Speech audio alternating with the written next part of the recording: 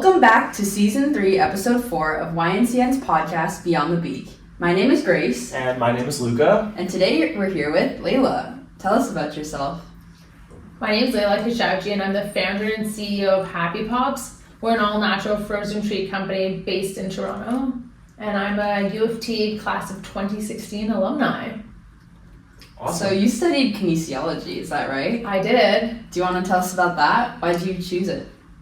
Yeah, so I went into university thinking I wanted to do medicine. And I was really interested in sports medicine. So whether that was going to be being a physician or a chiropractor or physio, I didn't really know, but I knew I wanted to, or at least I thought I wanted to do something in that space. So that's why I chose Kin, because we had really cool classes like biomechanics and exercise physiology, and it wasn't your typical science lab courses. And yeah, I ended up learning a lot about health and nutrition, and I think that's sort of where the ideas came for Happy Pops. So were there any specific courses that kind of inspired, that kind of led to the Happy Pops in kind of an idea sort of way? Yeah, I would say I come from, my dad's an entrepreneur, my dad's in the food industry, so I've grown up in that space, and I thought I would want to do something more health tech.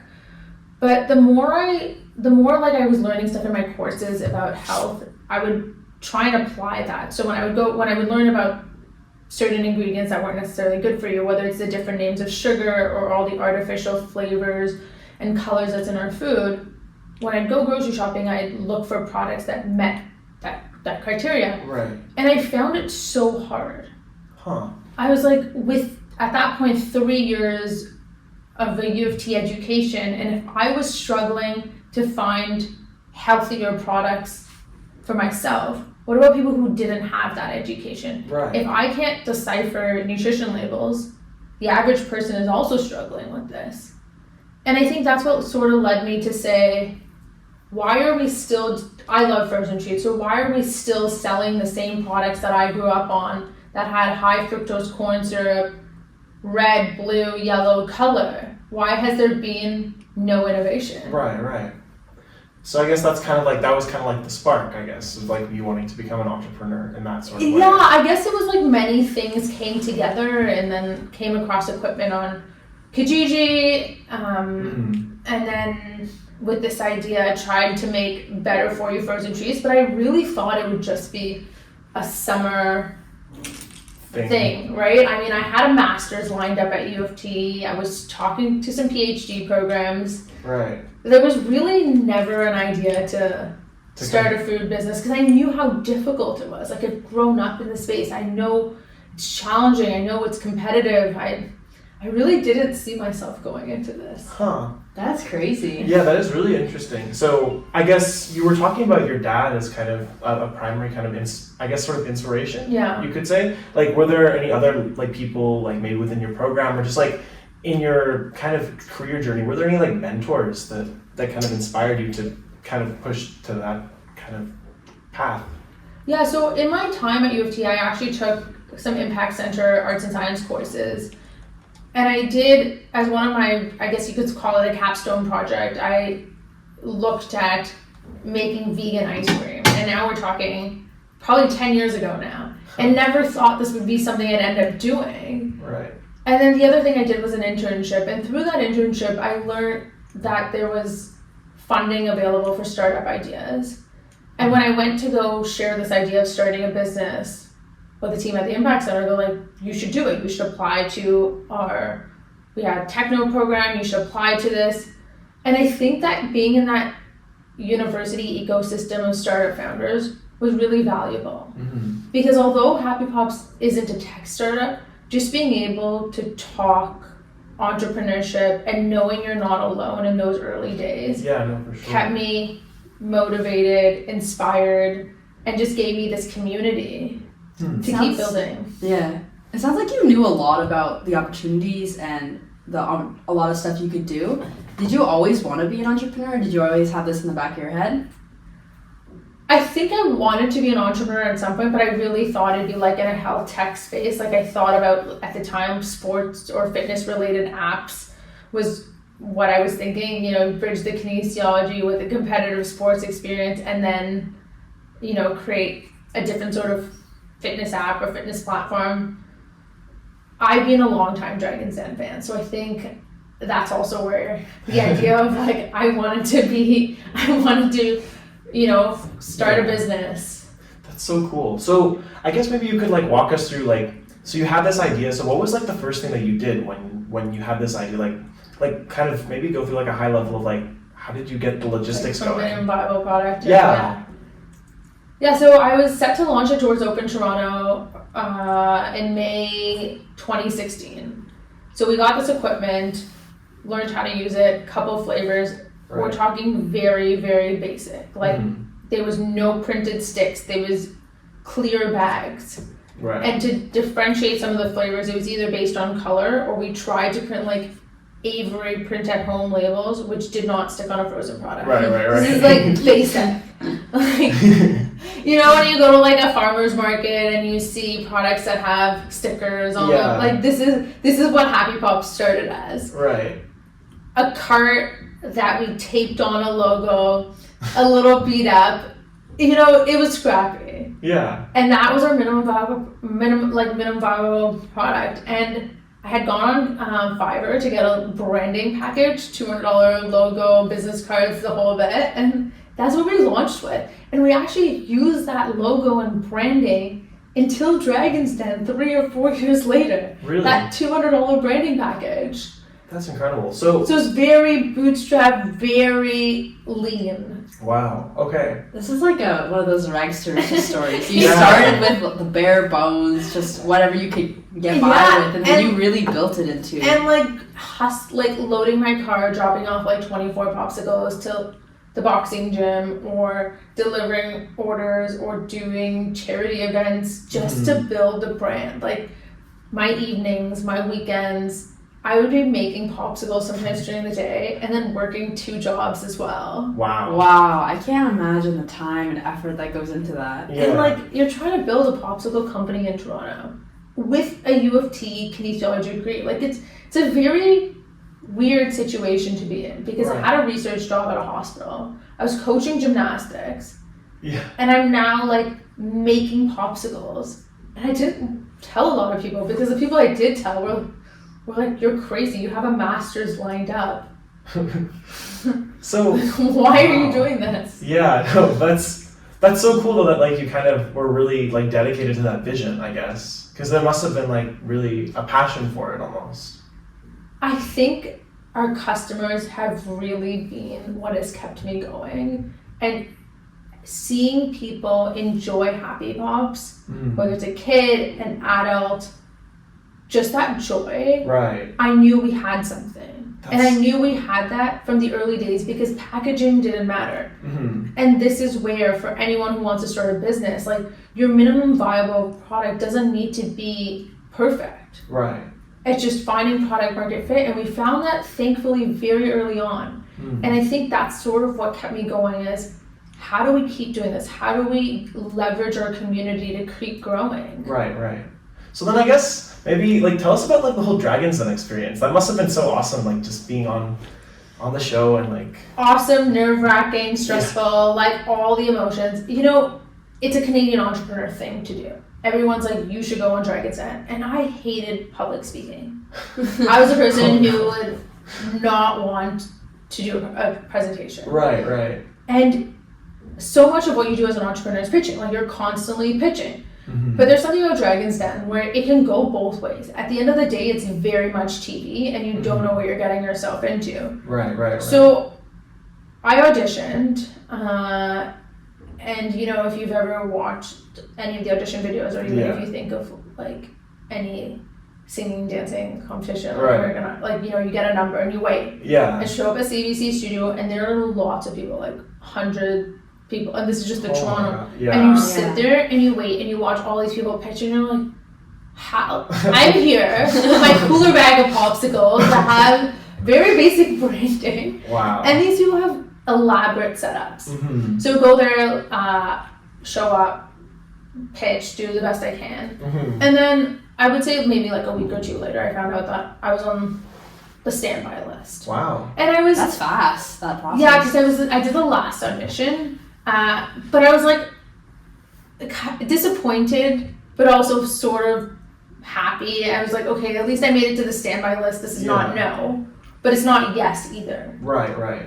Maybe going last is good. You know, psychology says people remember the first and the last thing they see. So Yeah. Yeah. So then one Friday evening, they call me. They're like, hey, I'm calling for CBC, just calling to confirm. And I'm like, okay, they're confirming to make sure that I'm okay being on the standby list. They're like, we'd like you at CBC on Monday morning. This is Friday, end of the day. my I have gosh. 48 hours to geez. prep to be on TV for what could essentially make or break my business. Because it's not only the investment, it's the whole exposure that can change everything. It could go really well, it could go really badly. And that was the craziest whirlwind. Yeah. Stressful, exhausting. You know, you want every popsicle that you make to look perfect. You want to do this cool experience, but at the same time, you need to memorize a TV pitch. And so we did it. Really cool experience. It's 45 minutes condensed into 7 minutes for TV. Then ultimately I didn't end up taking my deal. Yeah.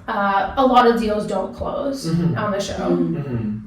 But it was just still one of the coolest experiences because just being able to confidently put Happy Pops out there, that's the moment where I really was all in. And I said, this is what I'm doing, this is what I'm building, and I just owned it. And I think from that moment, that was one of the key moments where I would go into other meetings and say, hey, this is what I'm doing. That's so cool. that's when you knew the company would take off. Yeah, I think it's been still a challenging grind for the last 5 years since that experience. But I think that gave me that encounter with the dragons gave me that confidence and that experience to say, if I can face these dragons, I can face anyone I meet, and I just need to share what we're building and just be confident, and it's why we started.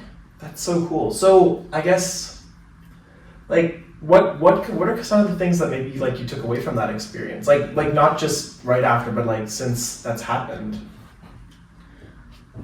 I think it's just being authentic and being real in what we're building and why we're building, and staying true to like our values as a company and what we stand for.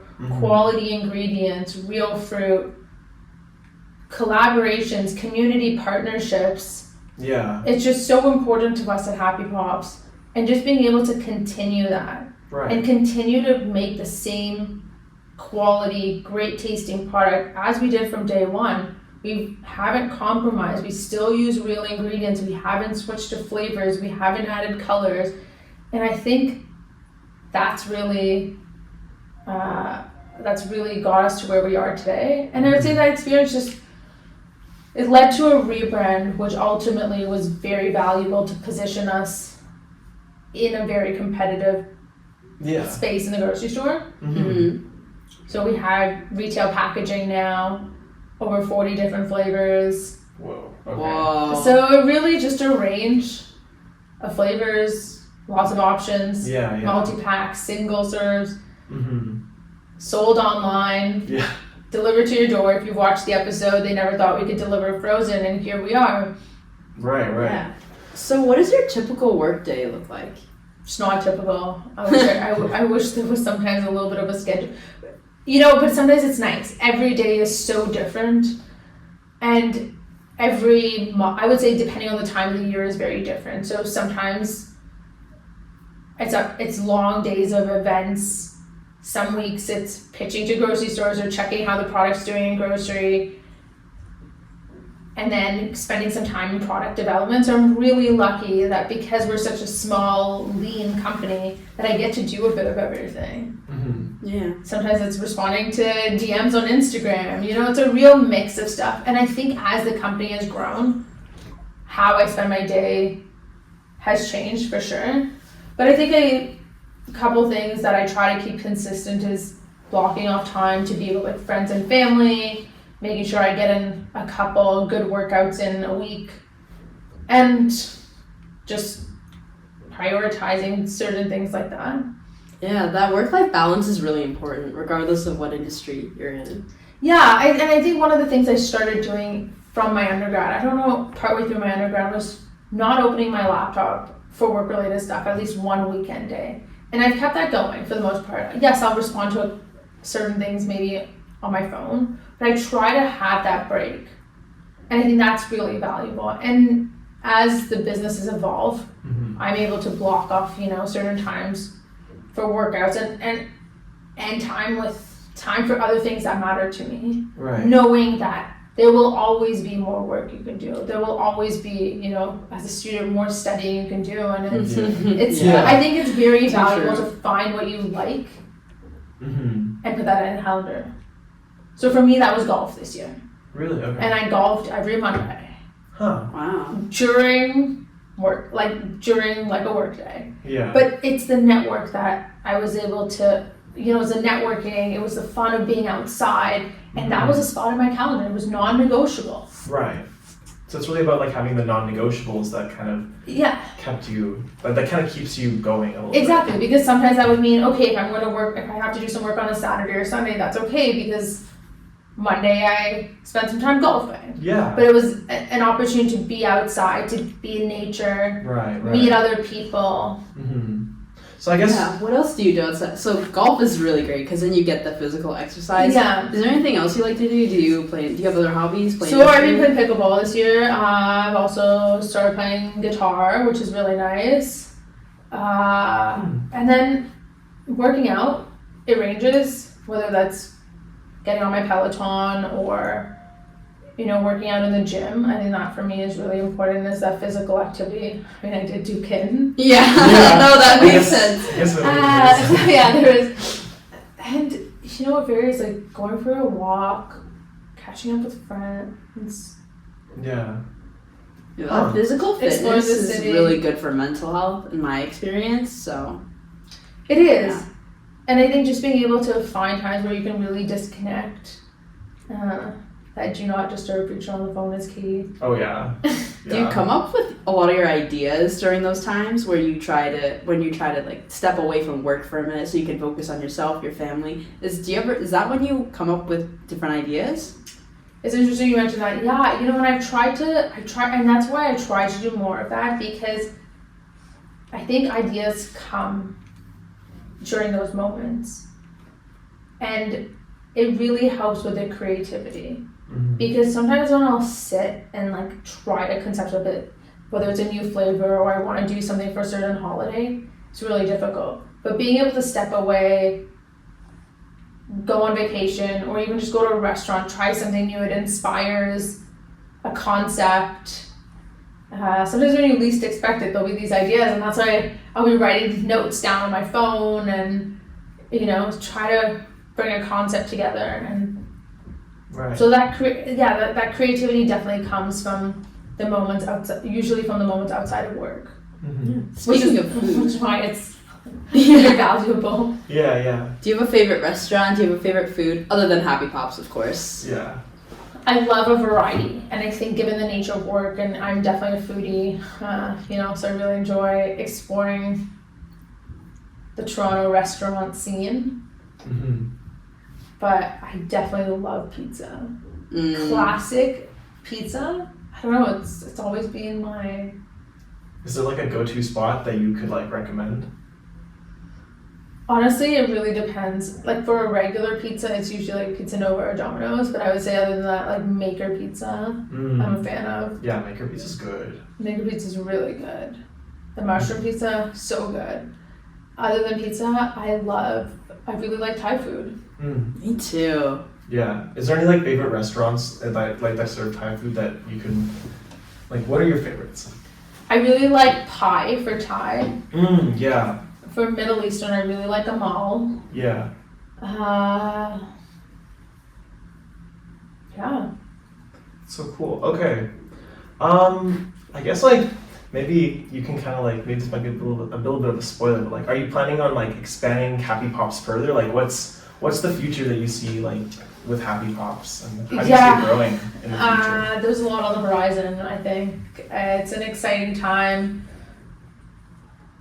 more national distribution, I can say that. Yeah. So you can expect to see Happy Pops in more stores outside of Ontario, which has been a big priority for us. Mm-hmm. And I think we're going to continue collaborations. We've been really lucky to work with so many incredible brands, and I think that's really what has helped Happy Pops get to where it is today, Right. is through those collaborations and what we've learned working with really remarkable brands. Mm-hmm.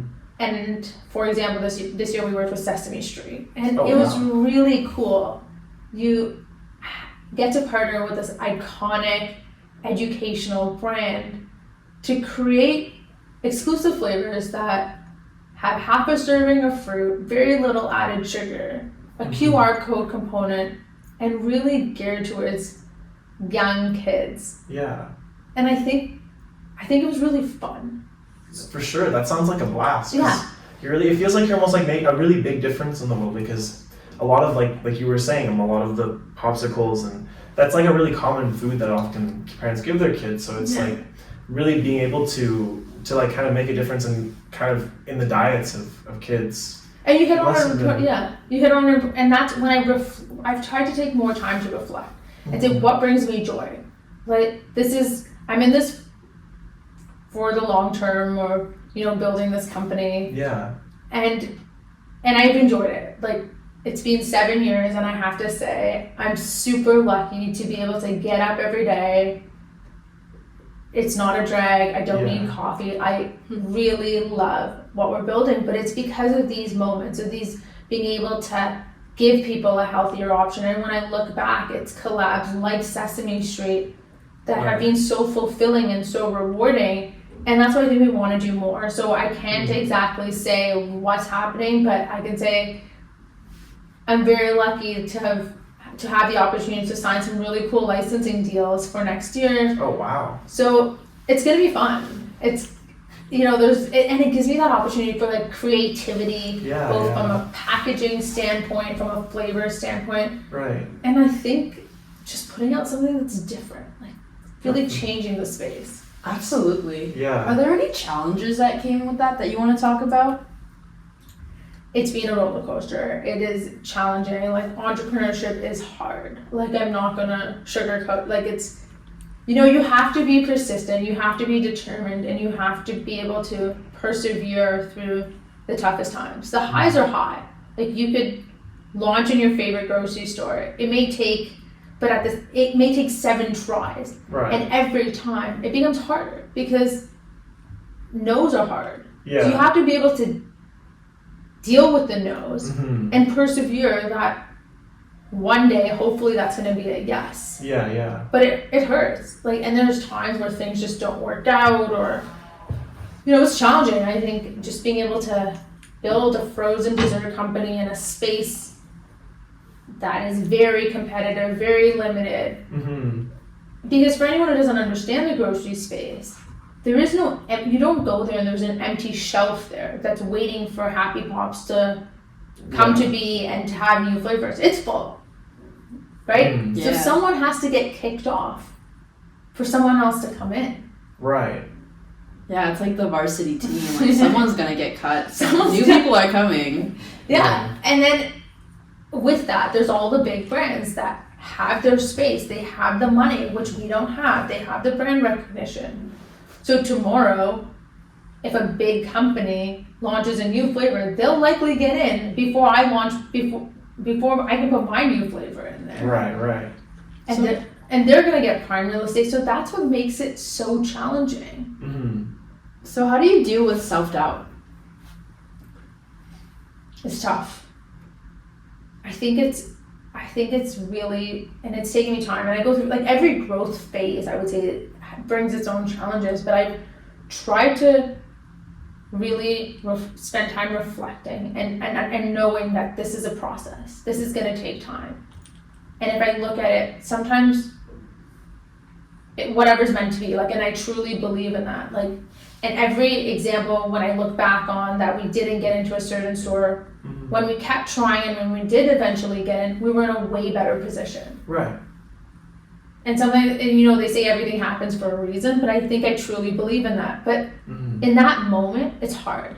And so I think for me, I find like maybe it's like 24 hours after the no that's really tough. Yeah. But then life goes on and you continue. And I think if you love what you do, it makes it that much easier and that much better. That's a great outlook. Do you have any advice for any UofT students who are interested in starting their own business? Yeah, I think there's a lot of support on campus and that continues to grow. And I would say use that, leverage that, whether it's your profs, whether it's other support at the university, and being a young entrepreneur, there's access to funding, grants, all of that to get you started. And I would say if your goal is to build a profitable company, try to find that product market fit early and really understand what you're building and find that product market fit, find people who can help you, talk to others, because people are willing to share their mistakes with you. People are willing to share what they've learned along the way. So you don't need to make those mistakes. Speaking of mistakes, is there anything you would do differently if you could go back 7 years and restart your company? Are there any mistakes you made that you would want to correct? Yeah, I think leveraging social media a bit more from the early days and really building that community, I think that's so important. Your community is so important, and we're lucky we have a very good community, but I think getting on that early, and that's hard because it takes time away from running the business, especially if you have a small team. But I would say, grow your email list if you're a consumer product, grow your social media community, because that's very valuable.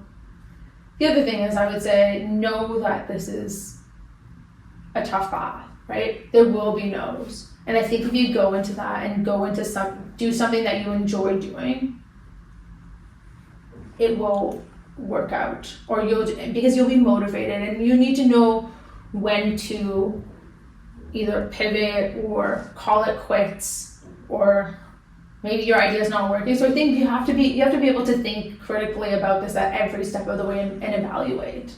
Yeah, I feel like that applies to not just small businesses, but just the average student trying to get through school. Sometimes like a midterm doesn't go well, or something doesn't go well, but you have to be able to adjust to keep going. Yeah, and it's interesting you mentioned that, because I think now that I look back and I'm starting to talk to high school students, I think you really have to find what you enjoy, because you can't force something. Like if you're trying and it's really not working out, I think it's an important time to reflect.